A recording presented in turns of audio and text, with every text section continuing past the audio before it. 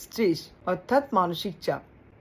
Stress generally দুটো কাইন্ডের হয়, eustress or positive stress, distress or negative stress.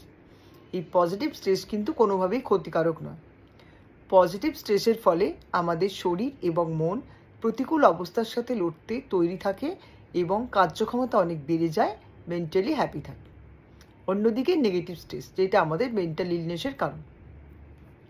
এই নেগেটিভ স্ট্রেস কীভাবে আসে?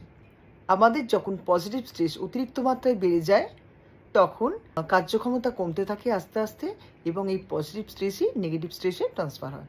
নেগেটিভ স্ট্রেসের কী সিমটম এবং কিভাবে আমরা নেগেটিভ স্ট্রেস থেকে নিজেদের রিলিফ রাখতে পারি জানতে হলে ভিডিওটি অবশ্যই দেখুন। আমাদের যখন স্লিপ ডিস্টারবেন্স, ভমিটিং টেন্ডেন্সি বা হেডেক, এছাড়া উদ্বেগ, বিষণ্ণতা, অল্পতে ভুলে যাওয়া, একটুতে রেগে যাওয়া, টায়ার্ড ফিল করা বা কোনো কাজে কনসেন্ট্রেশন করতে না পারা, এগুলো নেগেটিভ স্ট্রেসের সিমটম।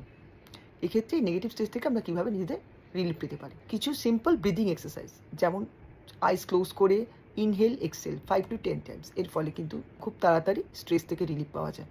এছাড়া স্ট্রেস চলাকালীন যেন ঘুম ঠিকঠাক হয়, পর্যাপ্ত পরিমাণে জলপান করা, হেলদি ডায়েট, এগুলো মেনটেন করতে হবে। এর ফলে কী হবে, আমাদের বডি যদি সুস্থ থাকে তাহলে স্ট্রেস নিতে সক্ষম থাকে। বাচ্চারা যদি আউটডোর অ্যাক্টিভিটি বা স্পোর্টস গেম সাথে যুক্ত থাকে সেক্ষেত্রে ওরা সহজেই স্ট্রেস রিলিফ করতে পারে, কারণ ওদের মস্তিষ্কের মধ্যে এন্ডরফিন হরমোন নিঃসরণ হয়, যেটা স্ট্রেস রিলিফের ক্ষেত্রে হেল্প করে এবং বাচ্চাদের মেন্টালি হ্যাপি রাখে। স্ট্রেস চলাকালীন ইভিনিং রুটিনটা একেবারে চেঞ্জ করে ফেলুন। কাজের থেকে বাড়ি ফিরে স্নান সেরে মোবাইলে রিল্যাক্সেশন মিউজিক চালিয়ে দিয়ে শুয়ে থাকবেন, দেখবেন আপনার অনেকটা স্ট্রেস রিলিফ হয়েছে।